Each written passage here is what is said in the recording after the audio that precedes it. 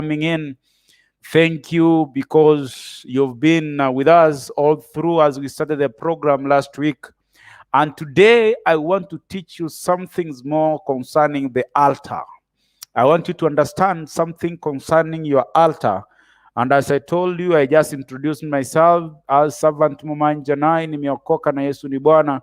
Ningependa tuweze kuomba ili tuweze kuanza program yetu ya siku ya leo, ili tuweze kufikia wale ambao, ili watu waweze kuelewa what is an altar. Madhabahu ni nini? Na madhabahu yanaweza kuzungumza kwa mtu. Madhabahu yanaweza kunena kwa ajili ya mtu.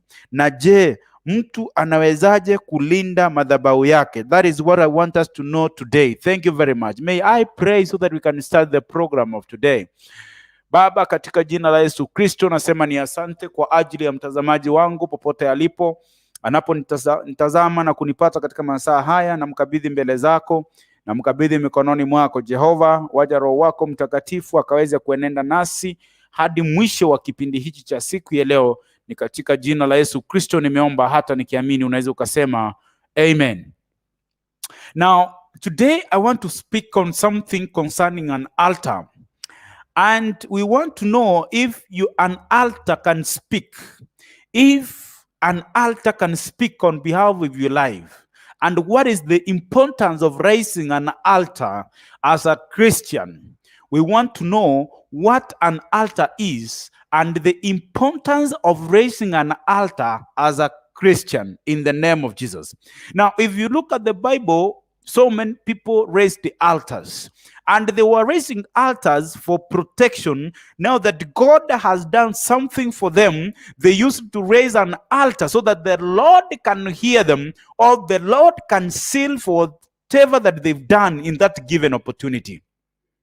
If we start from the book of Genesis, you can see Abraham in Genesis 22:9 raised an altar where he will go and pray to the Lord.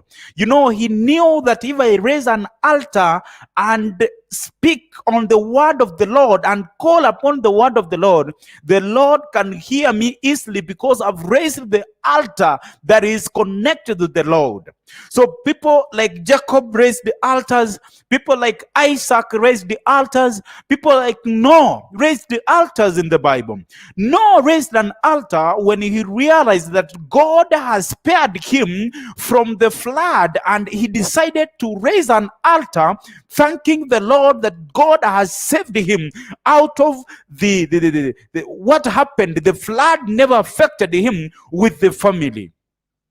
So also you can raise an altar to protect your family. You can raise an altar to protect your marriage. You can raise an altar to protect your work. You can raise an altar so that the sickness cannot be part of you in your life. So raising an altar is a kind of giving yourself a protection so that you cannot be connected with evil things. If you want to avoid and escape what we call the dark spirit, you need to raise an altar that will protect you. So if you look at people like David raised the altars, Samuel, people like Gideon, people like Uriah, so many people in the Bible who raised the altars. And why were they raising these altars? Because they understood and knew the importance of raising an altar, that God can protect you out of raising an altar, because this altar is the only way that is connected from the Lord. If you speak something from your altar, he can hear you. Praise the Lord. We normally go to church and there is an altar that is already raised there. You see, when Jacob wanted to raise an altar in the mountain, the Spirit of the Lord told him that there is an altar already that is raised at this place that you want to raise by your father. So an altar is important, because you notice that when you go to speak to the Lord, where an altar is raised, it's very easy for you to connect to the Lord. Hallelujah. Most of the time we do go to church. where already an altar is raised. We look at the importance of working under an altar, or the importance of recognizing an altar, so that to ensure that the life we live as Christians is actually connected to the Lord, we can easily connect to the Lord, we can easily call upon the Lord, and he will answer our prayers in the name of Jesus. So we looked at the examples of people in the Bible who raised their altars, and these very places is a place that they used to talk with the Lord. These are the places they used to communicate with the Lord, because they knew that this is a legal ground, that even if I want to call upon the Lord will just hear me, because there is an open heaven in this altar here. Praise the Lord. So an altar to a Christian life is very, very important, because calling upon the Lord, seeking his face it becomes very easy, because the heaven at that altar are open in the name of Jesus. Now we want to look at the Bible altars. You see, Noah built when the rain stopped. After the rain has rained for all that duration, for all that time, when it came to a stop, when it came to a standstill, when he realized that now I can start seeing the mountains, I can start seeing the valleys, I can now walk out of the ark, he raised an altar. Why? Because he knew the only way I can be connected to this Lord, the God who has saved me out of the flood, is by raising an altar where I can be connecting with him one-on-one. If we look at the book of Genesis chapter number 8 verse 20, we can look at that story. The Genesis chapter number 8 verse 20 inasema namna gani? Ya kwamba Nuhu akamjengea Bwana madhabahu, akatoa katika kila mnyama aliye safi na katika kila ndege aliye safi, akavitoa sadaka za kuteketezwa juu ya madhabahu hayo. So you see, the purpose of Noah raising the altar is what actually was to sacrifice, to give thanks to the Lord and say that, Lord, you've done this to me. I want to sacrifice the very best things in my life, so that you can spare me in my life also. Mungu Nuhu akamjengea Bwana madhabahu, na katika hayo madhabahu akaweza kuinua na kutoa sacrifice ya wanyama walio safi, ili aweze kumfurahisha Mwenyezi Mungu. Ni kwa ajili alikuwa amemuokoa kutokana na ile flood ambayo ilikuwa imefagia kila kitu.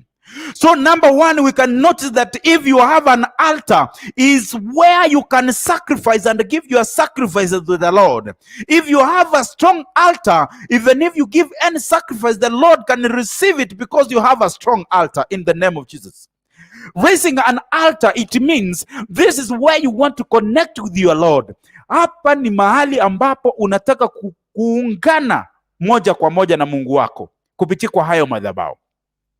Nuhu akamjengea Bwana madhabahu, na akasema ya kwamba kwa maana Mungu ameniwezesha, ameweza kunilinda, sikaweza kuangamia. Akajenga madhabahu ambayo aliyoyatumia ili kutoa sadaka kwa Mwenyezi Mungu, na alipoitoa sadaka Mungu aliipokea, kwa maana ilitolewa kwa ile procedure ambayo imepatiana katika Biblia, ya kwamba lazima uende katika madhabahu yaliyosimamishwa kwa ajili ya Mwenyezi Mungu, ili uweze kutoa sadaka yako, ili uweze kutoa sacrifice yako. You need to go to an altar that is recognized by the Lord. Hallelujah. So we see in the book of Genesis 22:9, when Abraham reached a place with Isaac. Let's look at tuangalie Genesis 22, tuangalie Abraham. Genesis 22 verses 9 inasema namna gani? Sikiza. Wakafika mahali pale alipoambiwa na Mungu, Ibrahimu akajenga madhabahu huku akaziweka tayari kuni, kisha akamfunga Isaka mwanawe, akamweka juu ya madhabahu, juu ya zile kuni. You see, when Abraham alikuwa anataka kumtoa dhabihu mwanae Isaac, aliweza kujenga madhabahu kwa maana alikuwa anajua ya kwamba if I can sacrifice, if I can give this sacrifice in an altar, itaweza kupokelewa na Mwenyezi Mungu. Despite the direction and the directives that the Lord has given Abraham, he decided again to raise an altar where he could sacrifice Isaac. Njia ya kujenga madhabahu ni kwamba una recognize ya kwamba the Lord is there and he will receive the sacrifice, any kind of sacrifice that you will give. Mimi kitambo, wakati sikuwa nimeelewa mambo ya madhabahu, ningeenda hata kanisani nikaweza kutoa sadaka, lakini sijui naweza ongea kivipi katika hayo madhabahu. Sikuwa naelewa ya kwamba kanisani yale madhabahu yaliyoko pale, my blessings can flow from that altar. Iflow tu ije kwangu. So when I came to realize that the altar is very strong and the altar can speak to you, nilianza kuwa serious. Watu wengi hawawi serious katika madhabahu. Na kama hauwezi kuwa serious katika madhabahu, ni kumaanisha kwamba hata sacrifice ambazo utakuwa unazitoa itakuwa ngumu Mungu kuzipokea. Lazima uweze kutoa sacrifice katika madhabahu, madhabahu yaliyojengwa kwa ajili ya jina la Mwenyezi Mungu, ikiwa ni kanisani where the altar is. You know those days in the Old Testament, watu walikuwa wanajenga, wanaweka mawe, wanainua madhabahu, wanaomba, wanabariki, wanatakaza mahali hapo, wanasema wameinua madhabahu, so that when they give any sacrifice using that altar, inaweza kuwa ya kwamba inapokelewa, kwa maana they called upon the name of the Lord kwa ajili ya hayo madhabahu ambayo yanatolewa sacrifice hapo. Bwana Yesu asifiwe. If you look at the book of if you look at 26:25, you look at the story of Abimelech when God appeared to him. Let's look at 26:25. 26:25. Listen. Akajenga madhabahu huko, akaliita jina la Bwana, akapiga hema yake huko, na watumwa wa Isaka wakachimba kisima huko. You understand this story? That these are those days zenye watu wakati walikuwa alikuwa anachimba vizima, alafu anafukuzwa, anatoka hapo, ikitoa maji anafukuzwa, anaenda kwingine. Lakini kuna mahali ilifika akaweza kuweka hema yake na akajenga madhabahu, yani akainua madhabahu na kuliita jina la Mungu, ya kwamba chochote ambacho tutakaja kuwa tuna offer as a sacrifice at this altar, Mwenyezi Mungu uweze kukisikia. Ili pesa yako unayotoa katika madhabahu iweze kusikika, iweze kufika mbinguni, lazima wewe mwenyewe ndani yako uweze kuamini ya kwamba this altar can speak on my life. This altar can speak something and it happens to my life in the name of Jesus. Abimeleki wakajenga madhabahu, walipokuwa wamejimba kisima wakainua madhabahu kwa ajili ya kutoa sacrifice, ni kwa maana walikuwa wamepata maji.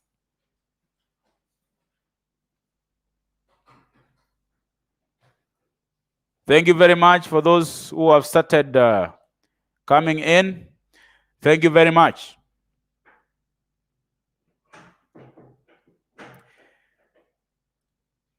If you look at the book of Exodus 17:15, Kutoka 17:15, inasema ya kwamba Musa akajenga madhabahu, akaita jina la Yehova Nisi.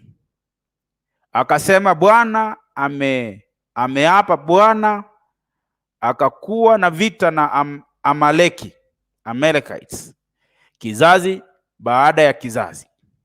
Musa mwenyewe aliweza kuinua madhabahu kwa ajili ya wana wa Israel, na ile sababu iliyomfanya kuinua madhabahu ni kuwa this is the place that these people, the children of Israel, could offer their sacrifices to the Lord. Musa akaweza kuinua madhabahu ili wanapokuwa wanaendelea katika safari ya kutoka Misri, waweze kuwa na mahali pa kuzungumza, waweze kuwa na mahali pa kuconnect with the Lord. That is the altar.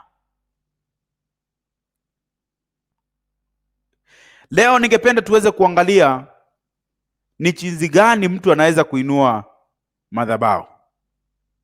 Leon channel na kuona, thank you very much. ABCD, thank you very much. May God bless you. I need to pray for you. Now, in the book of Wafalme wa kwanza 16, Wafalme wa kwanza 16, Wafalme wa kwanza 16, we start from 32.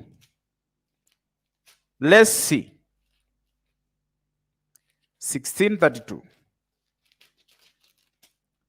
16:32 inasema ya kwamba akamjengea Baal madhabahu katika nyumba ya Baal aliyoijenga huko Samaria. Unaona, hata kwa wale wa nguvu za giza, Isaac Michael, thank you, praise the Lord. Bwana Yesu asifiwe sana. Karibu katika program. Hata shetani anaweza akajengewa madhabahu. Kwa njia gani? Ikiwa unaweza kwenda katika uganga ukaambiwa ya kwamba enda ulete kuku, enda ulete kondoo, enda ulete ng'ombe, tuweze kuweka hapa, tuweze kuchinja, umeweza kuinua madhabahu. Na hayo madhabahu ndio yatakuwa yanazungumza kwa ajili ya kile kitu unahitaji kukifanya. So ndio maana saa zingine unaona ukienda kwa mchawi ama ukienda kwa mganga, anakuambia ya kwamba chukua hiki kitu ndio nataka uende nacho, utakuwa unakaa nacho kila wakati. Ni kwa maana hicho kitu ama hiyo dawa ambayo amekupa inakuconnect katika ile madhabahu ambayo imewezesha wewe kupata hicho kitu ulichokuwa unahitaji kukipata. An altar. Raising an altar ni ya muhimu kwa maana number one, inakuwezesha kumfikia Mungu direct. Inakuwezesha kupeana sacrifice zako katika Mwenyezi Mungu. And that is the only channel the Lord hears. Where there is an altar, ukiweza kutoa sacrifice yako inamfikia moja kwa moja Mwenyezi Mungu.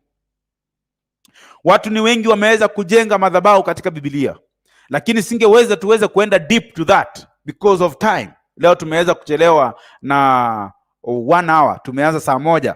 So what altar is? This is a place where human spirit meet also the people of God. A simple definition.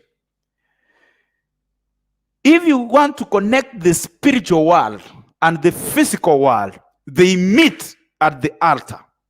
So if you want to sacrifice something, you want to raise your standard spiritually, you need to find an altar that can connect you to the spiritual world. Madhabahu ninayoyafanyia kazi sasa, ambayo mimi mwenyewe nimeyainua, unaweza kubali kuconnect nayo ili ninapoongea inakufanyikia.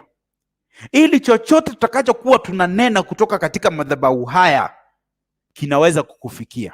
Hiyo ndiyo madhabahu. Yale madhabahu yangu ambayo nimeyainua, unaweza ukayatumia kuaccess your blessings, kuaccess kile ambacho mtu ataweza kunena, kile ambacho mimi nitaweza kuzungumza kwa ajili ya maisha yako. Kama ni baraka, when I release blessings, zinapita kupitia kwa nguvu za madhabahu yale ambayo mimi ninayafanyia kazi. So we've said that an altar, this is a place where the spiritual world and the physical world, things meet to connect. That if you want to connect the spiritual world, you pass through it, because sisi ni watu tunaonekana na Mungu wetu ni roho. Ili tuweze kumfikia, lazima tuweze kupitia katika madhabahu. Na haya madhabahu yanatuwezesha sisi kama Wakristo kuweza kumfikia Mungu kwa kumpa sacrifice, kwa kuoffer anything that we need to give to the Lord. Praise the Lord. Now we have types. We have types. Evelyn Kwamboka, I can see you. Thank you very much. May God bless you. We have types of altars. Type number 1, we have physical altar, what we can see, and we have spiritual altar that works with divine powers, zile nguvu zenye huwezi ukaona. Na sisi kama Wakristo huwa tunapigana kwa vita ambavyo ni vya kiroho, si vya nyama. So we have two types of altars. We have physical altar and we have spiritual, that is not physical, which act and works with divine powers. Now, an altar is a legal ground to connect to your Lord. This is a legal ground where you can connect with your God. Other altars have conditions that you may not know. Madhabahu iko na condition.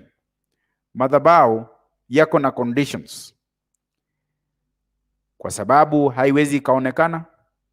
Kuna ile madhabahu inaweza kukuambia ya kwamba utakuwa unapeana damu kila wiki, utakuwa unapeana kitu fulani kila wiki, unakuwa unapeana kitu fulani kila wiki.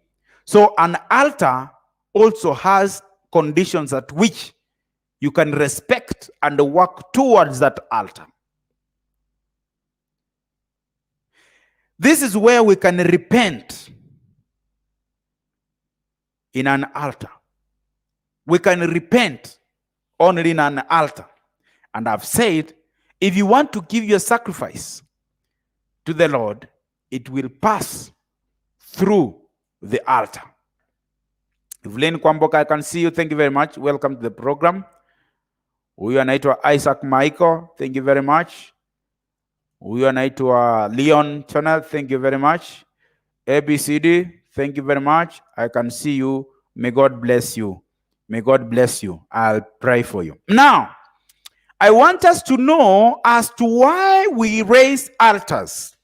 Ni kitu gani inatufanya ili tuweze kuinua madhabahu sisi kama Wakristo? Ili tuweze kuelewa ya kwamba madhabahu yana umuhimu na madhabahu ni ya maana sana katika nguvu za Mkristo. Madhabahu ni ya maana kwa sababu they play a very prominent role in a Christian life. Yaani madhabahu yanaweza kukufanyia kitu ambacho wewe mwenyewe haungeweza kukifanya. Sasa ndio nataka tujue kwamba why do we raise altars? Ni kwa nini tunaweza kuinua madhabahu? Number one is for protection. Ili tuweze kulindwa katika kiroho, lazima tuweze kuinua madhabahu. If you look at the book of Genesis, chapter number 35, verse 1, it will give us that clear. That it is for protection. Inaweza kutulinda sisi kama Wakristo. Genesis chapter number 35, verse number 1. Mungu akamwambia Yakobo, that is Jacob, ondoka, panda uende Betheli, ukakae huko, ukamfanyie Mungu madhabahu huko, yeye aliyekutokea ulipomkimbia Esau ndugu yako. Yaani Mungu aliweza kumwambia Yakobo ya kwamba akaenende mpaka Betheli. You know Bethel, even Abraham had raised the altar there. Lakini Mungu anamwambia aende huku kwa sababu anajua ya kwamba this is the place that his father had raised an altar, ya kwamba hata kama atakuwa anaenda huko hatakuwa anapata upinganizi mwingi. Ni kwa maana Mungu alipokuwa amemtokea hakuwa ameenda kumjengea madhabahu ili aweze kuzungumza na yeye kama mwanawe. Na ndio maana namwambia kwamba ule usiku uliokuwa umetoroka kutoka kwa Esau, Mungu akakutokea, lazima uweze kuenda mpaka Betheli, uweze kumjengea Mungu madhabahu ili yaweze kunena, niweze kukuonekania na kukuongea na wewe one on one. Ili yaweze kumlinda, lazima aweze kuinua madhabahu. So we've seen number one, the reason as to why we can raise an altar ni kwa maana tunahitaji protection sisi kama Wakristo. Tunahitaji protection kutokana kwa nguvu za giza. Tunahitaji protection kutokana kwa wachawi. Tunataka protection kutoka kwa nguvu zozote za ulimwengu huu. Tunataka protection tutingie kwa Illuminati. Tunataka protection katika in our workplaces. Tunataka protection katika kazi zetu. Tunataka protection katika familia zetu.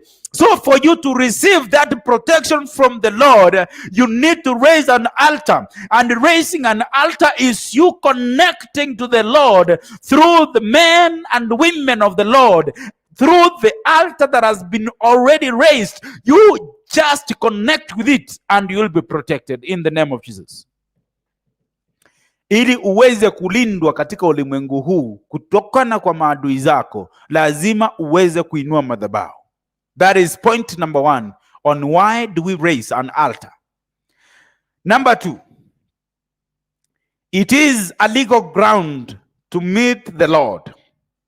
You see, when Yakobo alikuwa ametuma katika Betheli kwenda kujenga kuinua madhabahu, ilikuwa ni njia moja ya kuweza kukutana na Mwenyezi Mungu.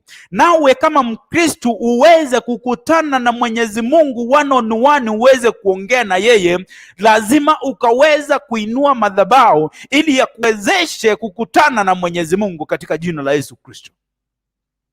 Mungu hakuwa mjinga kuweza kumwambia Yakobo ya kwamba nataka uondoke uliko uende mpaka Betheli ukaenda kuinua madhabahu ili uweze kuonana na mimi. Nakumbuka ya kwamba Ibrahimu mwenyewe aliweza kuinua madhabahu hiyo sehemu. Na ni kwa maana hii sehemu ilikuwa imejulikana ya kwamba kulikuwa na madhabahu iliyokuwa inamheshimu Mwenyezi Mungu. Mungu anamwambia Yakobo ya kwamba lazima na wewe uweze kuenenda, uweze kukutana ili uweze kuinua madhabahu ndio uweze kukutana na mimi. So inajenga a legal ground ya kuweza kukutana na Mungu. Ili uweze kupata mahali ambapo unakutana na Mungu, lazima uweze kukutana na yeye katika madhabahu katika jina la Yesu Kristo. Ungesema amen. Yakobo akamjengea Mungu madhabahu ambapo alikuwa anatoa sacrifice zake, angeweza aweze kuomba huko. Pengine sisi wa Kristo tunapenda kuenda maombi. Ni kwa nini unaondoka kwako unaenda mlimani kuomba? Ni kwa sababu hapo kuna madhabahu ambayo unaweza ukakutana na Mungu. So kwa ajili ya hayo madhabahu unafika pale kukutana na Mungu aweze kuambia wewe kile ambacho anahitaji ufanye kama mtoto wake. Haleluya. Ninapoenenda katika mlima kuomba, huwa naenda kwa sababu nataka kukutana na Mungu. Naweza enda siku 3, 4, 5 kulingana na vile Mungu ameniambia. Ni kwa nini aniambie nitoke kwangu penye kuna kitanda ya kulala niende msituni? Ni kwa nini aniambie nitoke kwangu niaje kula chakula niende kuomba katika mlima?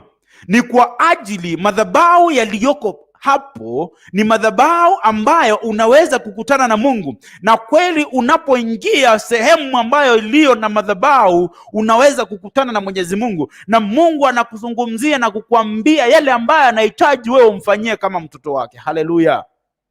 So we've said number 2 that the reason as to why we raise an altar, it is a legal ground to meet with the Lord. Nimetoa mfano wa Yakobo aliweza kukutana na Mungu katika Betheli, ya kwamba aliweza kuinua madhabahu penye baba yake alikuwa ameyainua. Number 3, we raise an altar because of safety. Ili tuweze kuwa safe, ili tusikue attacked by demons, nguvu za giza zisiweze kufika karibu na sisi. We raise an altar. Kujenga madhabahu yako, unaweza sema ya kwamba mwezi huu mimi niko na 1,100. Nataka kuinua madhabahu ya shilingi 10,000 niweze kujenga madhabahu yangu. Unaposimama na 10,000 ni kumaanisha ya kwamba haya madhabahu ninayoyatolea hii pesa yakaweza kupigana katika maisha yangu. Unapochukua pesa yako na kutuma na kusema ya kwamba hii nataka kujenga madhabahu yangu ili niweze kulindwa, ili niweze kuwa protected, ili ninapoomba maombi yangu yanasikika katika haya madhabahu. Nataka kutoa sacrifice ya shilingi 20,000 ili chochote kilicho against me kisiweze kunifikia, for safety. That is point number 3. Bwana Yesu asifiwe. Blessed Liz, I can see you've come to the program. Thank you very much. Umechelewa. Jana ni mimi nilichelewa, lakini na wewe leo umechelewa. Number 4. This enables us to break down curses, ili tuweze kuachana na yale mambo ya kifamilia. Tunaweza kuinua madhabahu ili yale yaliyofanyika katika mandugu zetu, kwa mababa zetu, yasiweze kufanyika kwetu sisi. Kuna ndugu mmoja niliyemtabiria jana hapa, anatoka katika sehemu ya Doha. Nikamwambia, nikampa prophecy, nikampa unabii, nikamwambia kwamba your great grandfather aliweza kuwa bibi wawili. Akasema ndio. Nikamwambia kuna kitu kilifanyika, kuna tapia iliyokuwa ya kienyeji, mambo ya kupeana dawa za kienyeji, na nikaona ya kwamba inamuaffect. Na kama hauwezi kuelewa prophecy vizuri, inaweza kuconfuse. Prophecy sio kitu ninachoongea mimi, ninaambiwa katika spirit na naongea. Unaweza ukaniuliza nilikuambia nini tukikutana na wewe one on one, nikakwambia sijui. Ni kwa nini? Kitu ilikuwa inaongea ndani yangu ni spirit. Roho wa Mungu alikuwa naongea ndani yangu, aliyefika huko akaona hiyo miaka ya huku nyuma, akakwambia kile ambacho kilifanyika. Hiyo ndio prophecy. Na mimi na prophesy. Mungu anatumia kinywa changu. Mungu anaweka maneno katika kinywa cha nabii, na nabii anaweza kuzungumzia. We've said breaking down curses, generational curses. Huyu ndugu nikamwambia kwamba we need to pray. So for this curse iweze kukatika kutoka kwa mababu zako, lazima uweze kusimama na dhabihu. Dhabihu unayoitoa ni kumaanisha ya kwamba nainua haya madhabahu na 5,000, nainua haya madhabahu na 1,000, nainua haya madhabahu na 1,100, ili niweze kupiganiwa na hii madhabahu, hiyo curse isiweze kufika kwangu. So I think now people have started understanding on what I mean by an altar. Ili kile ambacho kinakukula katika maisha yako, naweza nikakuombea ndio. Kama hauwezi ukatake action ya kusema ya kwamba nataka kuinua madhabahu, nataka kuconnect na hii altar, I want to connect with this altar ya huyu mchungaji, ili aweze kunipigania katika maisha yangu. Nashika hii 2,000 yangu, nashika hii 3,000 yangu, nataka kusimama katika haya madhabahu ili niweze kupiganiwa katika maisha. Na kuna wale ambao nimewapa prophecy from last week. Nimekuambia labda kuna kitu fulani katika familia kinakukula. Usiende ukakaa tu ukasema ya kwamba nilikuombea.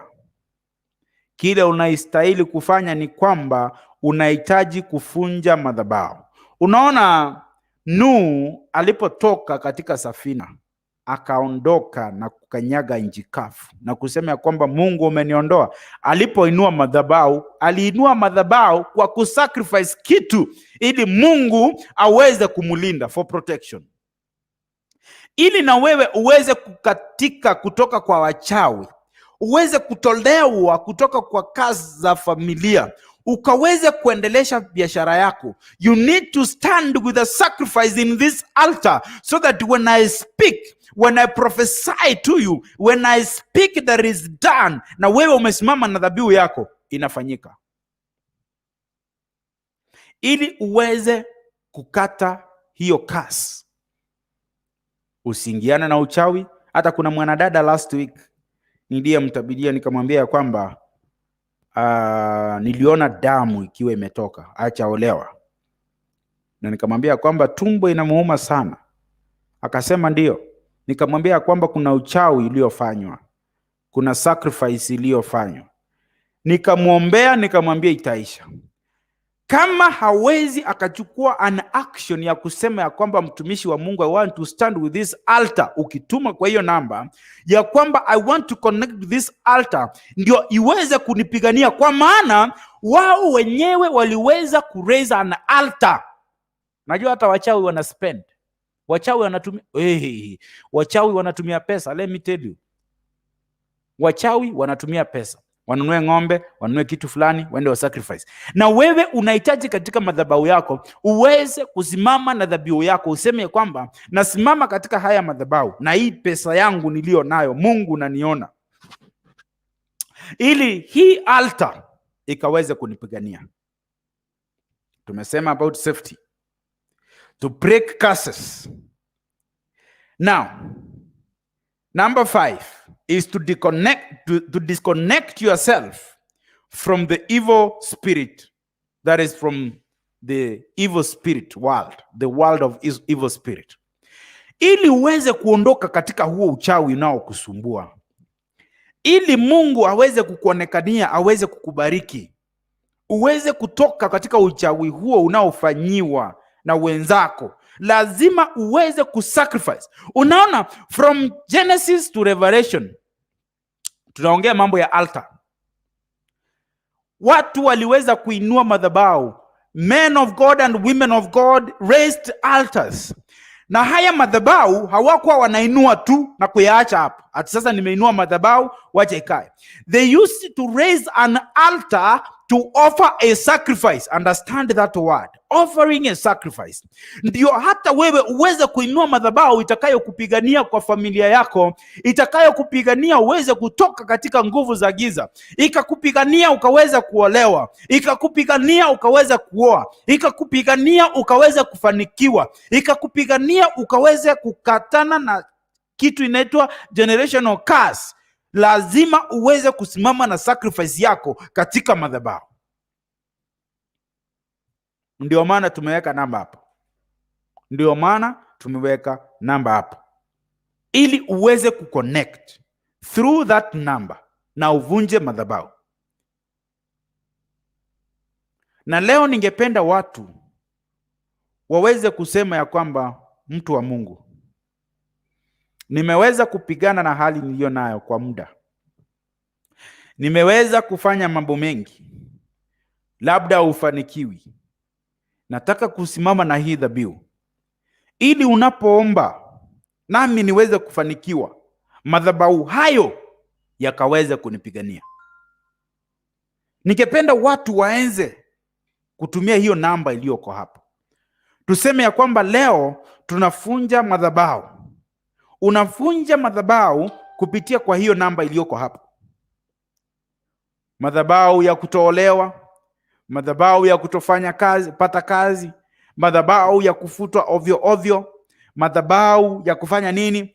Leo tunavunja hayo madhabahu kupitia kwa hiyo namba, ili uweze kutolewa katika mzigo huo ambao umewekwa, so that we can disconnect ourselves from what we call the evil world and connect ourselves to the Lord. Lazima tuweze kuvunja hayo madhabahu. Kuna uwezekano dada haujaolewa. Hayo ni madhabahu yanayokufuata. Unaweza ukasema leo ya kwamba nataka kuvunja haya madhabahu kupitia kwa hii sacrifice niliyoko nayo siku ya leo. I want to break down this altar inayonisumbua katika maisha haya. Nataka niangushe siku ya leo. Sitaki kuwa maskini tena. Nataka kupata kazi. Let me give you a story of a lady who actually called me, akaniambia, mtumishi wa Mungu, ningependa uweze kuniombea ili niweze kupata kazi. Nikamwambia, kukuombea nitakuombea uweze kupata kazi, lakini ninapokuombea upate kazi, haya madhabahu yanayokufuata ya umaskini utayafanya namna gani? Lazima uyavunje. Naelewa hauna pesa. Akaniambia, niko na shilingi 500 tu kwa nyumba, na ningependa sana niweze kuvunja hayo madhabahu. Nikamwambia, simama na hiyo sadaka yako ya 500 niweze kuvunja hayo madhabahu. Huyo msichana siku nyingine nitamleta hapa studio, anafanya kazi, nitamconnect kwa link aweze kutoa ushuhuda, testimony, kile anachofanya kwa sasa. You cannot believe. Hata wewe unayenitazama unaweza ukasema ya kwamba nimeteseka vya kutosha. I have been in this for so long. I want to use this sacrifice of me today ili niweze kusimama na hii dhabihu yangu ya shilingi 100, shilingi 200, 300, 500, 1000, 10,000, 1100, whatever amount that you want to stand with, according to your level, ili uweze kuvunja hayo madhabahu yanayokusumbua. Na mimi ninaposimama hapa, ninapokuombea, utabarikiwa na hayo madhabahu hayatakutesa tena. Now, other problems concerning an altar can only be finished by raising an altar, not laying hands on others, not praying, not fasting, not even by putting oil on you, by sacrificing. Get this. Other problems can only be finished by raising an altar. Raising an altar does not mean I lay my hand on you. Does not mean I pray for you. Does not mean I fast to pray for you. Does not mean that I must nikupake mafuta. Inamaanisha unasimama na sadaka yako ambayo unataka kuvunja madhabahu nayo. Unawezaje kujua madhabahu yako katika familia yenu? Kutokana kwa vitu ambazo zinatendeka. That is point number 1. Na kwa wale ambao wanataka kuvunja madhabahu, ikiwa unataka kuolewa, ikiwa unataka kuoa, ikiwa unataka kufanikiwa kufanya jambo fulani, unataka kazi fulani, you need to do something. There is a friend of mine, my brother. I prayed for him from where? He told me from where. I cannot remember well. I prayed for him, nikamwambia aweze kuinua madhabahu ili Mungu aweze kumpigania.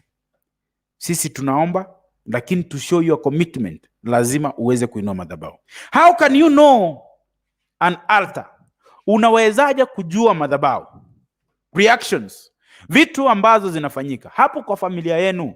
Hata kama hujaolewa, watu wako hapo kando, wao wameolewa. Yale ambayo wanafanyika huko yanafanyika namna gani? Na wale ambao wanataka kuingia katika link, already the link is there.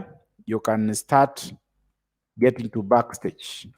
Link ifika masaa ya 2 kamili leo tuta extend kidogo, nitaweza kukuombea na kuprofesy katika maisha yako. You can get to the link there if you're there. Now, how can you know an altar? By reactions. Kupitia kwa mambo ya reactions, zile vitu ambazo zinatendeka karibu na nyumba yako, zile vitu ambazo zinatendeka karibu na kwenu, zinaweza kukuonyesha ya kwamba kuna madhabahu. Mnafanya kitu, mnafika kiwango fulani, unarudi nyuma. You move 1 step, 2 steps backward. Na hicho kitu labda ndicho kinafanyikia ndugu yako. Hicho kitu labda ndicho kilichokuwa kinafanyikia baba yako. Ni kumaanisha ya kwamba kuna madhabahu katika hiyo familia yanastahili kuvunjwa. Na madhabahu huwezi kuvunja na mdomo. Madhabahu unasimama na sacrifice yako, unaweza kuvunja madhabahu. Tumia hiyo namba iliyoko hapo. Leo nataka kuona wale watu ambao wanasema ya kwamba I'm tired of being in this situation. I want to bring down this kind of an altar yenye imeweza kunizuia niziweze kufanya kazi yangu. Kile unacho katika hiyo namba, vunja madhabahu. God knows you. If you are capable of giving 100, you are capable of giving 200, you are capable of giving 300, capable of giving 500, 1,000, 2,000, 5,000, 10,000, 100,000, 1 million, billion, whichever amount you can give through that number you see on your screen. Now, number 2, stagnation. Mambo ya kutosonga. Unawezaje kuundua ya kwamba kuna madhabahu katika familia yako? Hakuna kitu inasonga. Unapanga kitu hakifanyiki. Nilikuwa nimetabidia mwingine hapa, nikamwambia kwamba kuna mambo yako unapanga lakini hayawezi kuendelea. Akaniambia ni kweli. Nikamwambia kwamba hayo ni madhabahu. Na hayo madhabahu ndio yaweze kutoka ili uweze kufanikiwa, lazima uweze kuyaangusha. Unayaangusha namna gani? Kusimama na dhabihu yako uweze kutuma kwa hiyo namba. ili tukaweza kuomba na kusema ya kwamba sasa tumeondoa yale madhabahu ambayo mimi nayatumikia, yataweza kufanyika na kukutumikia wewe. Yatazungumza, yataangusha hayo mengine, haya ya Kristo yataweza kuinua. In the name of Jesus. Another point, how do you know an altar? We have what we call life roundabouts. Maisha yanazunguka mahali pamoja pamoja pamoja, hayasongi. That is what we call life roundabout. Kuna kitu umeitaka kufanya, unaona ni kama unaendelea, lakini hauendelei. Wewe ndio unaona unaendelea. Kama ni nyumba ni ile ile, unaona ni kama unanunua vitu lakini haziko. Umeifika kwa nyumba unanunua vitu lakini hazijai. Umeifika kwa nyumba unataka kufanya kitu fulani lakini haiendelei. Hiyo ndio tunaita madhabahu. Life roundabouts. Another last thing is what we call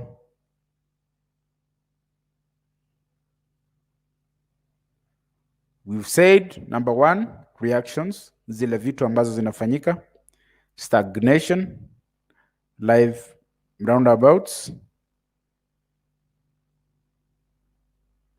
There is what we call mark timing. Mark timing is like roundabouts.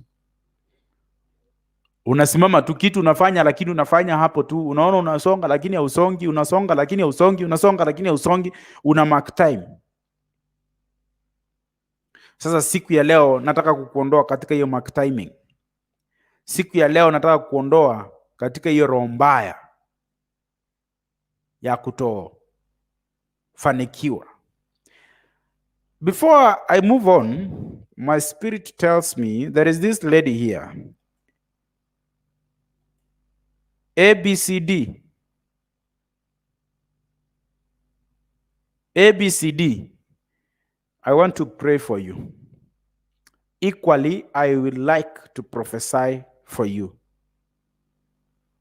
It's now prophecy time. ABCD, I want to prophesy for you and I want to pray for you. Ili tuweze kuona kuna kitu inasumbua, tuweze kuiondoa. It's now prophecy time. But meanwhile, leo tumekuwa tukijifunza kuhusu madhabahu. Ili uweze kuvunja madhabahu yanayokusumbua, ya kutopata kazi, ya kukosana na watu, ya kuwa rejected, ya kutopata bibi, ya kutooa, ya kutoolewa, simama na dhabihu yako katika hiyo namba ili tuweze kuvunja hayo madhabahu leo. Ndio maana niko hapa siku hii ya leo. Meanwhile, I need this lady called ABCDG.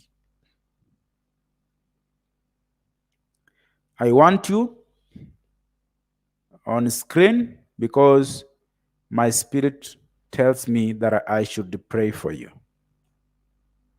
My spirit, ABCD, tells me that I should pray for you.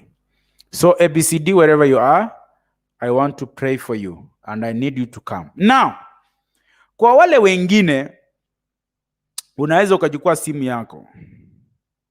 Unaweza ukachukua simu yako, ukasema ya kwamba leo ningependa niweze kuvunja haya madhabahu. I want to be clean so that the Lord can fight for your life. So that the Lord can work on the things that you see are not working. Simama na simu yako, unaweza ukatumia hiyo namba, simama na dhabihu yako ili tuweze kuvunja hayo madhabahu. Ndio maana niko hapa siku ya leo, niweze kuvunja hayo madhabahu siku ya leo katika jina la Yesu Kristo. I want ABCD, I want to pray for you. Equally, I would like to prophesy for you. So nakungoja uweze kuingia backstage ili niweze kukupa unabii na niweze kukuombea katika jina la Yesu Kristo. ili niweze kuprophesy katika maisha yako in the name of Jesus. I'm waiting for you to come so that I can prophesy for you in the name of Jesus. Na ninapoendelea kungoja ABCD katika backstage, unaweza ukachukua simu yako ukaweza kutuma dhabihu yako katika hiyo namba, uvunje madhabahu. Unaweza ukasema ya kwamba, mtumishi wa Mungu, mimi nimeona ya kwamba I've done so many roundabouts. I've done my life, I've been stagnant. There is some strange things I'm realizing from my family. Ili uweze kuvunja haya madhabahu, simama na ile ambayo unaona ya kwamba hii itaweza kuvunja haya madhabahu. Na wacha niongee kitu. Unaposimama na dhabihu yako, simama na ile dhabihu ambayo iko equivalent. Unajua kama unataka bibi, uwezi taka bibi na 100. Kwani huyo msichana wa mtu anatosha 100? Utatoa ng'ombe ngapi ukipeleka huko? Sini 10 ama 5. Ng'ombe moja tuseme ni about 30,000 times 5, 150. Katika madhabahu haya, toa katika madhabahu ili uweze kufanikiwa katika jina la Yesu Kristo. Now for those of prayer requests, you can also use the same number to send your prayer requests ili uweze kufikiwa. Wale ambao wako ndani, nimeona I need this lady here, ABCDG. I think I should pray for you. My spirit tells me I should pray for you. So I need you on screen because I want to pray for you. Isaac Michael, also just prayers, not prophecy. So ABCD, whoever was said ABCD, can remind her that I want to speak to her. Now, the advantage of standing with your sacrifice at an altar like this, it is because we want to get away from poverty. You know, there are some things you cannot pray and fast for, like getting money. Ukitaka kupata pesa, hauwezi fast eti unataka pesa. Hiyo inahitaji dhabihu ili uweze kubarikiwa na nyumba. Material things, I said, zinahitaji material sacrifices. Kama ni nyumba unahitaji ya 1,000,000, simama na 10,000, simama na 1,100. Sema ya kwamba, Mungu, nahitaji hii dhabihu iweze kunisimamia katika haya madhabahu, uweze kunifungulia njia ili chochote nitakachopanga kulingana na hii nyumba ninayotaka kuijenga ikaweze kunipigania katika jina la Yesu Kristo. Na itatendeka.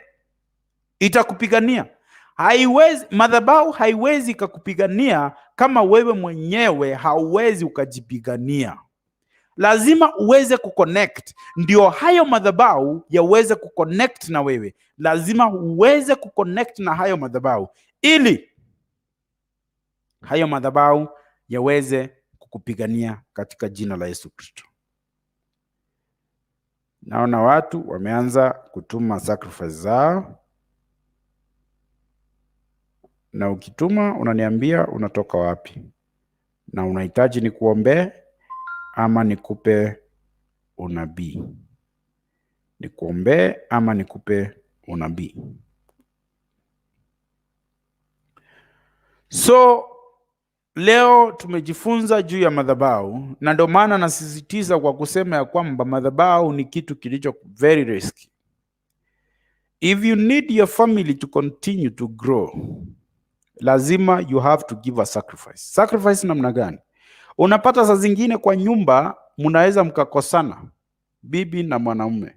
Kukosana ya kawaida tu, lakini bwana unastahili ujirudishe chini kidogo kwa kupata amani. Hiyo kujirudisha, hiyo humble, that is a sacrifice you are giving in order for that marriage to work out.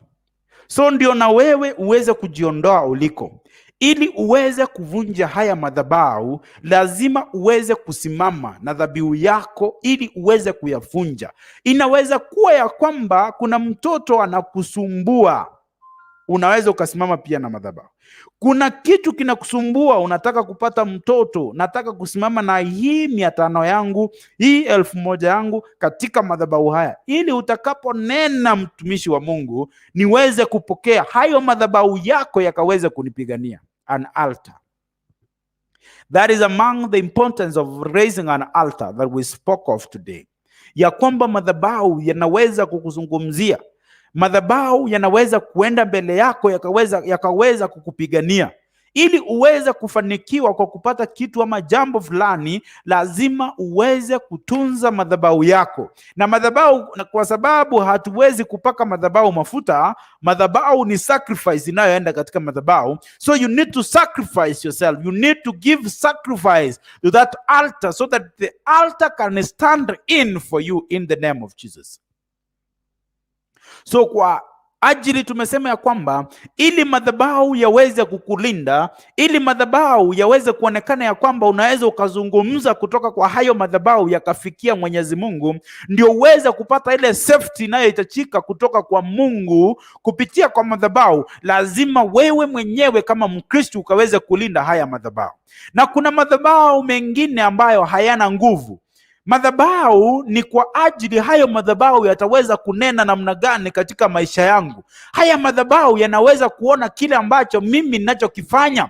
Mimi ninapokupa unabii nakwambia ya kwamba hichi ambacho kinakukula kilianzia sehemu fulani. Na ninapokupa unabii huo ni kumaanisha ya kwamba I need to bring down that altar that is eating you, that is bringing you down. Ile altar ambayo inakuvuta nyuma na itoa na kusema ya kwamba katika jina la Yesu ikaweze kuondolewa.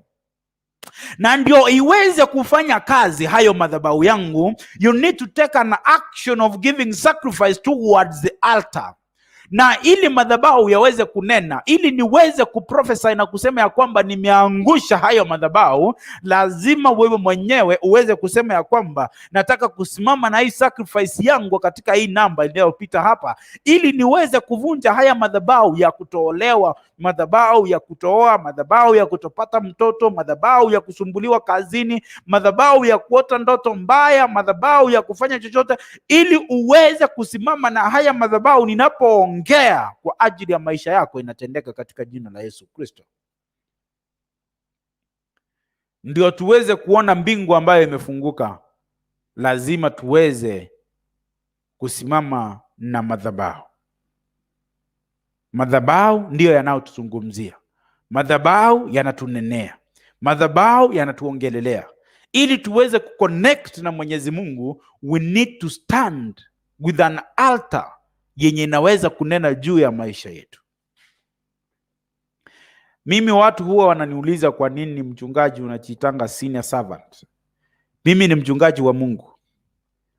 Lakini niko senior servant, niko mchungaji ambaye mimi namfanyia Mungu kazi ambaye ni mkuu.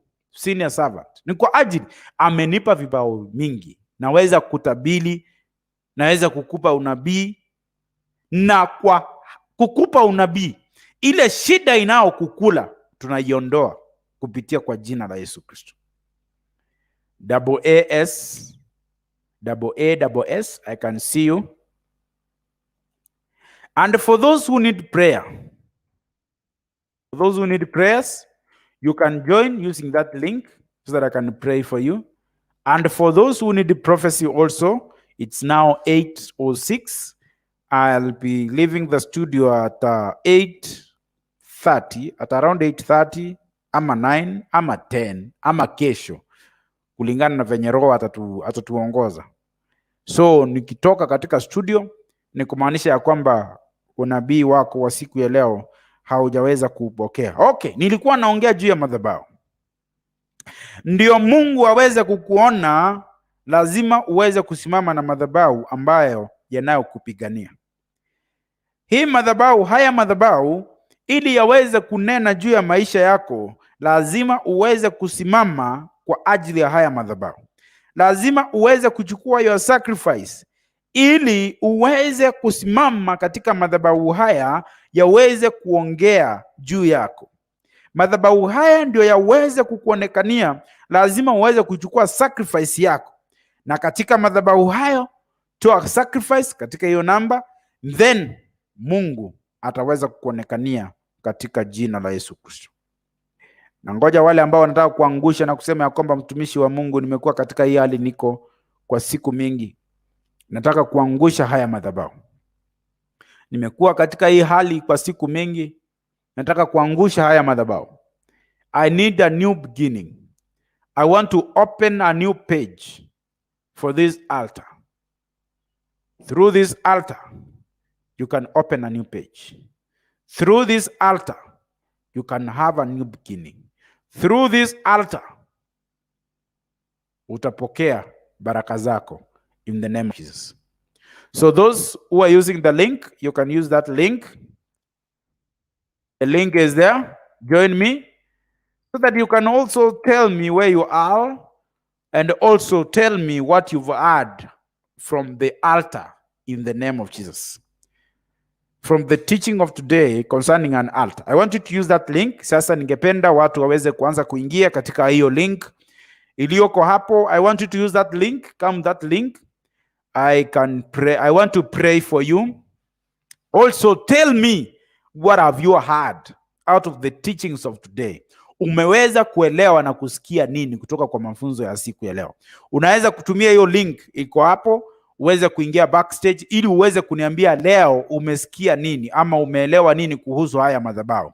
Tumia hiyo link uweze kuingia katika backstage, niweze kukuona, uweze kuingia usungumze nasi. Utuambie unatoka wapi, umesikia kipindi imekupeleka namna gani. So ili uweze kuniambia kwamba umefaidika kutokana na mafunzo haya ya siku ya leo kutokana juu ya madhabahu, ama madhabahu umeelewa jinsi ya kutunza madhabahu yako. So you can join using that link so that we can talk about this in a few minutes before I leave the studio. The link is there. Link iko hapo, na kuna wale ambao bado mnaweza tuma SMS kupitia kwa hiyo namba inapita hapo, na kumbuka hiyo namba pia unaweza ukatumia dhabihu yako kupitia kwa hiyo namba. So ingia katika link. Nataka kusikia watu mko wapi na mnanipata mkiwa pande gani, ili tuweze kusonga kwa pamoja katika jina la Yesu Kristo. Ingia katika hiyo link ili niweze kuzungumza nanyi moja kwa moja. Inakuwa ni baraka kubwa wakati mtumishi wa Mungu anaponena na wewe.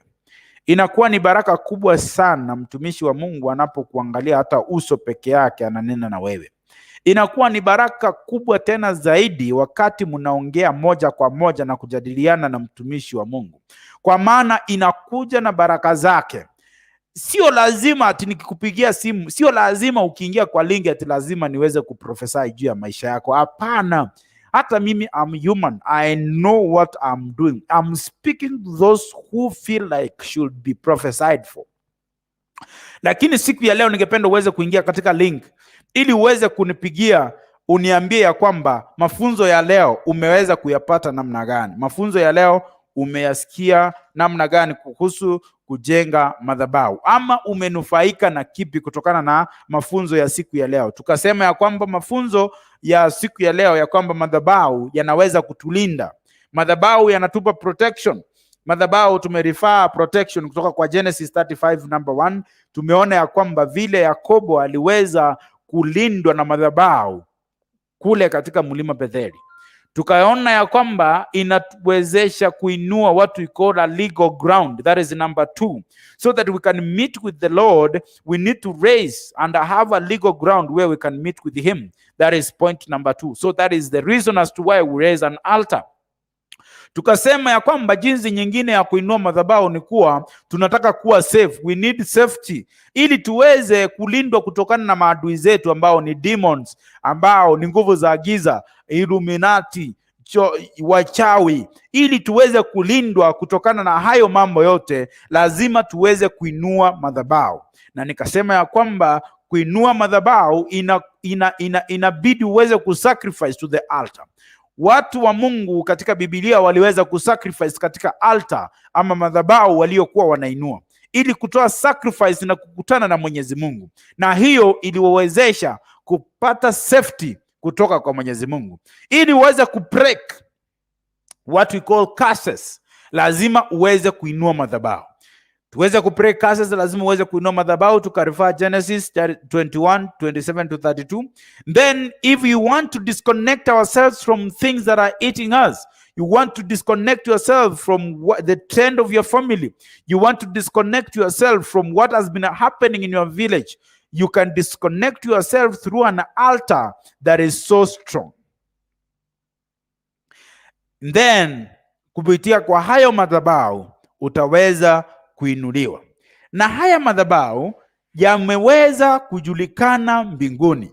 Tukasema ya kwamba jambo la 6 ni kwamba madhabahu haya yanajulikana mbinguni. So unapoomba ukiwa katika madhabahu, unapoomba kitu chochote ukiwa unatumia madhabahu ambayo yanajulikana, ni kwamba Mungu anakujibu. Genesis 22:9.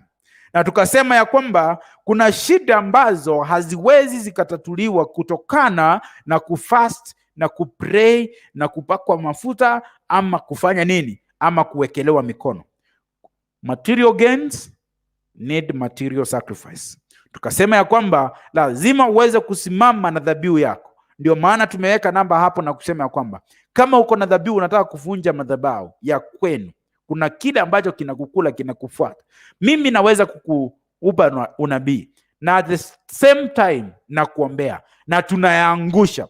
Lakini siku ya leo ningependa tuweze kuingia katika hiyo link ili uweze kuniambia umeweza kujifunza nini kutokana na haya madhabahu, kujifunza nini kutokana na hii inayoitwa topic ambayo tumeongea ni ya madhabahu siku ya leo. Zachary Rabura, I can see you. Pastor, please pray for me. I'ma play this song. Riamurara AYS Youth is our new song. Zachary, there is a program that is coming. Itaweza kuchezwa hizo nyimbo. Mimi ningependa sasa watu waweze kuingia katika hiyo link ili uweze kuniambia leo umeweza kujifunza nini kutokana na mafunzo ya siku ya leo ambayo ni ya madhabahu. Na kwa njia hiyo pia unawezaje kugundua kuna madhabahu? Tumesema ya kwamba ikiwa unaona vitu zinaenda namna gani katika familia yako, unaweza kujua ya kwamba kuna madhabahu hapa. Na njia nyingine, stagnation, hausongi. Hiyo ni njia nyingine ya kugundua ya kwamba kuna madhabahu.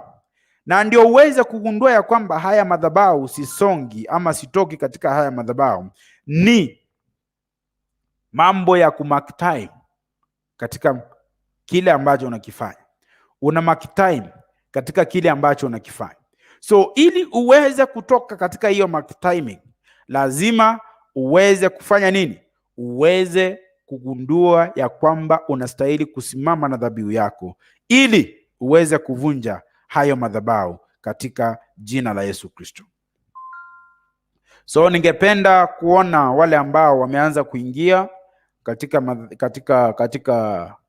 katika link ili tuweze kuzungumza tu, tuweze kunena tu, ili tuweze kuzungumza na kusema ya kwamba ni kipi ambacho tunahitaji.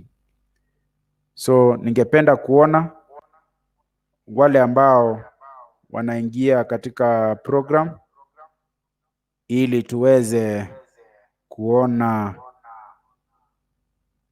ni yapi yaliyoko. Praise the Lord.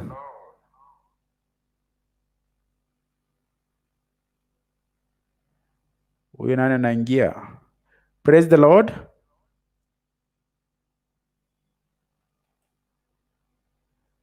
All right. Ingia ukitumia hiyo link. Nataka utumie hiyo link ili tuweze kuambiana angalau kidogo. Unaweza ukaingia backstage. Unaweza ukaingia backstage hapo nikaweza kukuona, ili uweze kuniambia leo umejifunza nini kutokana na haya madhabahu. Thank you very much. Use that link. The link is there. Kuna wale wanasema niwawekee. Link iko hapo. Ingia katika link. Meanwhile, kuna huyu namtafuta anaitwa ABCDG girl. I want to speak to you. Ningependa niweze kukupa unabii, niweze kukuombea. Ingia katika hiyo link ili niweze kukuombea. Na kwa wale ambao wananitazama, nataka tuweze kuingia katika hiyo link, ama unaweza kuandika SMS katika hiyo namba. Kama unataka maombi, zungumza nasi kupitia kwa hiyo namba, ama unaweza hata kupiga hiyo simu. Unaweza ukapiga hiyo simu. Naweza nikaichukua hapa tukaweza kuzungumza na wewe moja kwa moja hapa. So ingia katika hiyo link. Kuna wale ambao wanasema ya kwamba link inakuwa vigumu kuingia, lakini use the link. So I want us to speak and know what have we shared today in the name of Jesus. So I want to know where you are, and I want to know what you've learned today from our program of today in the name of Jesus, and you'll be blessed. I'll be praying for people from 8:30. Ikifika saa 2:30 tutaweza kuanza kuomba ili tuweze kuomba na kufunja madhabahu yale ambayo yanatusumbua. So unasema ya kwamba kuna madhabahu ya kifamilia yanakusumbua. Mtu wa Mungu, ningependa kuvunja haya madhabahu. Siku ya leo nataka nikufungulie anga. Niambie Mungu wangu ya kwamba Jehova, look with mercy, have favor katika huyu mtumishi wako anayekutazama. I have a lot of problems. Florence Muranga, get to the link. I pray for you. Florence Muranga, I want to pray for you. Use that link. Madam, use that link. I want to pray for you. If you are there, Florence, you can get to the link. I want to pray for you. I have a lot of problem. No, hakuna shida mingi kwa Yesu. Wacha nikwambie kitu moja. Ukiwa ndani ya Yesu hakuna shida mingi. Ile ni kwamba unamkubali Yesu. Ukimkubali basi hivyo ndio kunaenda. Na ikienda hivyo basi inakuwa hivyo tu. So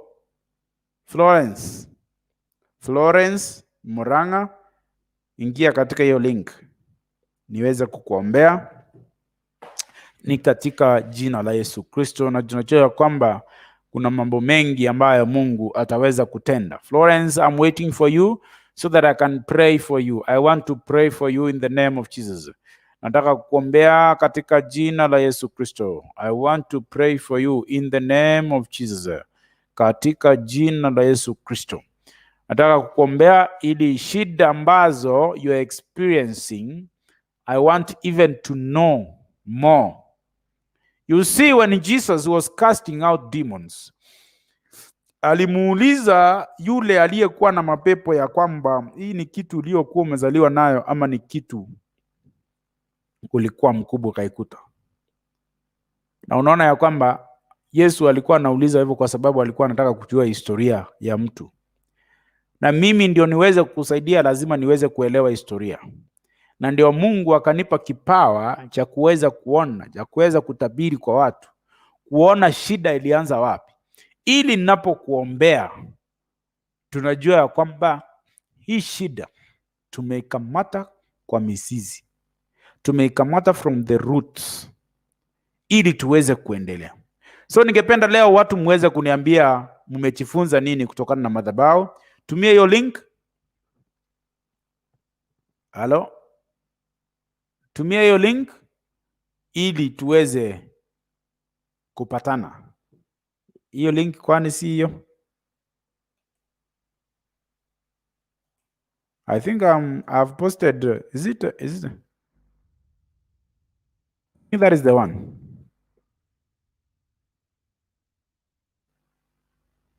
It is the same one.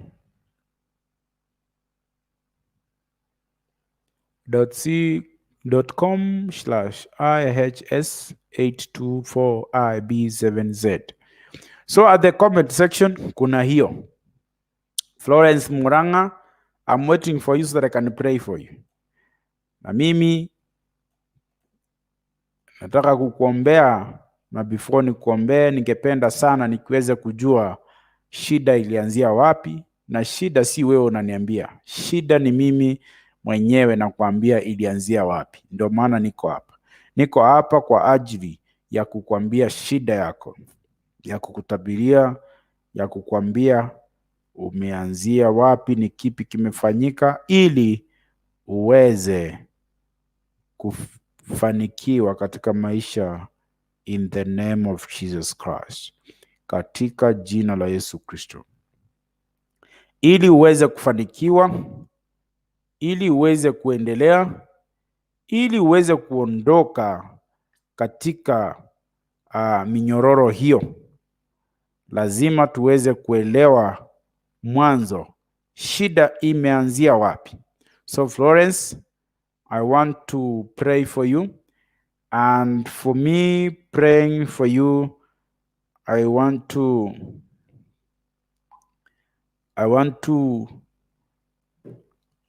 to get to the link so that I can pray for you. I'm seeing a lot of people here. Why are you scared? Unajua, usiogope neno la Mungu. Kama hauwezi ukakombolewa sahi, kama hauwezi ukakuwa set free, hata kufanya mambo inakuwa ngumu. Kufanya mambo inakuwa ngumu. Kufanikiwa inakuwa ngumu. So ndio uweze kujiset free, lazima uweze kuconfess, lazima uweze kukubali, na unapokubali ni kwamba umeelewa. Na unapoelewa ni kwamba sasa umekubali haya ambayo yamefanyika, and you need to be delivered. You need to get out of it in the name of Jesus. So if you want to get out of it right now, I can speak to you prophetically. Niweze kukuambia ya kwamba ili uweze kuondoka kutoka kwa hayo mabaya, wewe ingia katika link, ili niweze kukutabiria na kukuambia yale ambayo Mungu anasema juu yako. Na kuna ile kikundi ingine ambayo nataka muingie, ili muniambie mmesikia nini, mmejifunza nini kutokana na madhabahu siku ya leo. Kuna vikundi vitatu. Kuna mwenye utaingia unataka unabii. Kuna mwenye utaingia unataka maombi kama Florence. Florence, I'm waiting for you. Kuna mwenye utaingia kama nani? Kuna mwenye utaingia unataka maombi, ndiyo, kama Florence. Kuna mwenye unataka unabii, na kuna mwenye unataka kuniambia umefaidika na nini, umejua, umeelewa nini kutokana na mafunzo ya siku ya leo juu ya madhabahu. Hao ndio kategori ya watu ambao ningependa kusikia kwa sasa, ili niweze kujua ya kwamba tunaendelea namna gani.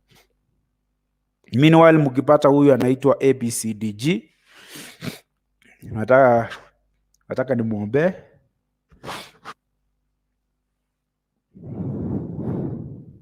Aweze kuingia katika link niweze kumwombea. ABCD. I think you need prayers and prophecy. Two of them at a time. Blessed Liz, tell me something that you've heard today. I'll not prophesy for you. Niambie kile kitu ambacho umesikia siku ya leo. Evelyn Kwamboka, nataka kusikia kutoka kwenu kile ambacho mmekisikia siku ya leo. Watu wengi hapa. Leon Channel, I want to hear from you. What have you heard today? Umeweza kusikia nini siku ya leo?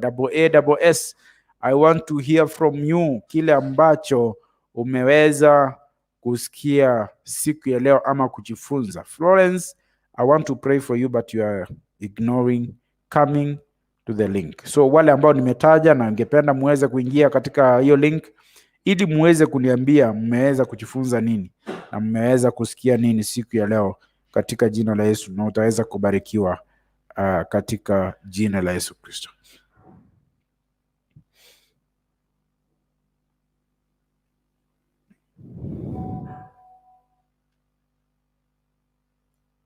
Ningependa muweze kuingia katika program ili muweze kuniambia mmejifunza nini siku ya leo. What have you learned today from this program in the name of Jesus?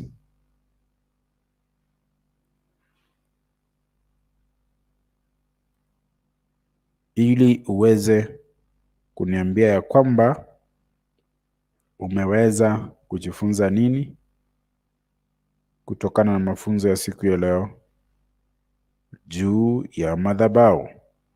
Juu ya madhabahu. Ili uweze kuniambia umejifunza nini juu ya madhabahu.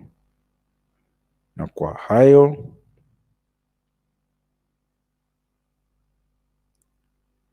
muda wangu unakimbia. Wale wa maombi nimepata mmoja, Florence Muranga. Florence, I'll pray for you. I could have loved if you get the link so that I can pray for you. And whoever who needs to say something, you can join me through the link. And those of you who are giving their sacrifices, I cannot read all the names. I cannot read all the names here because I can see people are standing and saying, I want to kufunja altar, kufunja madhabahu. I can see them coming in the name of Jesus. Mbarikiwe, mbarikiwe, mbarikiwe sana. Mbarikiwe sana, mbarikiwe sana. Thank you very much. In the name of Jesus, you are blessed. You are blessed. You are blessed in the name of Jesus. Katika jina la Yesu Kristo, umebarikiwa, umebarikiwa. Katika jina la Yesu Kristo, umeweza kubarikiwa, umebarikiwa, umebarikiwa. In the name of Jesus. Katika jina la Yesu Kristo. Jehova Mungu, Bwana wa mabwana, ukaweze kuwabariki watu hawa Jehova, ukaweze kuwainua katika kazi zao, kile ambacho wanachokifanya kila siku. Jehova, ukabariki mikono yao, ukaweze kuwainua Jehova, uziwaonekanie kila siku wanapoondoka, wanapoingia, katika jina la Yesu Kristo. Kile ambacho wanachokifanya Jehova, ukaweze kuwainua in the name of Jesus, katika jina la Yesu Kristo. Thank you very much. Thank you very much. Now, because of that, I want to pray for Florence. Then another program is coming in because of time, so that we can get to the next program. Florence Muranga, I wanted you to get to the link, but you never got to the link. Father, in the name of Jesus, I thank you because of this opportunity that you've given me to minister to your people. Oh Lord, I bring my sister Florence to your able hands. You know her problems. Stability in her family, I declare it today in the name of Jesus. The spirit of rejection, I remove it from her in the name of Jesus. Katika jina la Yesu Kristo, I set her free in the name of Jesus. Sorrow is not her portion. She'll not die. She'll not die. In the name of Jesus. She'll not cry again. In the name of Jesus. She will prosper. Prosperity is her portion. In the name of Jesus. Nothing can hinder her. Nothing can come in between her. In the name of Jesus. I declare success. I declare success. I declare success in the name of Jesus. I restore peace In the name of Jesus, I bestow love. In the name of Jesus, I bless her. I bless her gumb. In the name of Jesus, I remove all kind of sickness from her body. In the name of Jesus, miguu yake na ibariki. Jehova, hakuna uchungu tena. In the name of Jesus, she is free. In the name of Jesus, katika jina la Yesu Kristo, you are free. You can say amen. Florence, I can see that your legs iko na shida. Miguu yako iko na shida. Miguu yako iko na shida, lakini imepona katika jina la Yesu Kristo. Mambo ya kustruggle sasa imefika mwisho katika jina la Yesu Kristo. Utakuwa na amani in the name of Jesus. Utashika kitu kwa mkono yako kikaweza kufanikiwa in the name of Jesus. I pray for you. You will succeed. I bless your gumbo in the name of Jesus. I remove any kind of an obstacle from your way in the name of Jesus. You can say amen and you are healed in the name of Jesus. Katika jina la Yesu Kristo. That was Florence Muranga.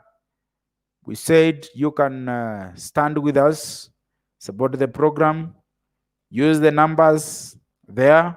As we've spoken of altars today, unaweza ukavunja madhabahu ya kung'ang'ana katika haya maisha kupitia kwa hiyo namba iliyoko hapo. Uweze kutuma sacrifice yako katika hiyo namba ili uweze kufikia watu wengi katika jina la Yesu Kristo, na Mungu ataweza kukubariki, ataweza kukuinua na kukuonekania kila wakati in the name of Jesus. I want two people to speak to me on how the program has been. That is what I'm waiting for, ili niweze kuomba tuweze kumaliza program yetu ya siku ya leo, because another program is coming on air in few minutes in the name of Jesus. Tumia hiyo link iko hapo uweze kuingia katika program ili uweze kuniambia uko sehemu gani, umepata kipindi namna gani, ili tuweze kuzungumza kwa pamoja katika jina la Yesu Kristo, nawe utabarikiwa in the name of Jesus. Katika jina la Yesu Kristo, na Mungu ataweza kukuinua. Tumia hiyo link. I want you to speak to me so that you know when I prophesy, when I speak to you, when I'm seeing you speaking to you, it has its own level of grace in the name of Jesus. Na nakwambia ya kwamba ikiwa umeconnect na hii neema, hauwezi ng'ang'ana. Hatuwezi tukamfanyia Mungu kazi na tuweze kung'ang'ana katika maisha haya. Kwani tunafanyia shetani? Tunamfanyia Mungu ambaye maandiko yanasema gold and silver belongs to me. So hatuwezi tukang'ang'ana. Kwa sababu ya muda, and there is another program coming on air, I would like to pray for you so that until tomorrow again, we'll meet on air and speak. For those who have prayer requests, you can keep them coming through that number in the name of Jesus. Father, katika jina la Yesu Kristo, tunakuja mbele zako jioni ya leo. Umetuwezesha kufika wakati huu, umetupa wakati huu, tumeweza kuzungumza, nimeweza kunena na watu wako Jehova. Asante kwa neema hii. Thank you because you are faithful to me. Thank you kwa maana umewatendea katika jina la Yesu Kristo, ukaweze kuwabariki, kazi ya mikono yao ikabarikiwe, ukaweze kuwainua katika biashara yao, katika kazi zao, katika popote waendako, waweze kureceive favor in the name of Jesus. ukaweze kuwaongoza katika kila jambo, in the name of Jesus, katika jina la Yesu Kristo. Hakuna kibaya ambacho kitakachofaulu katika maisha yao. Isaiah 54:17, that nothing formed against our lives that can prosper.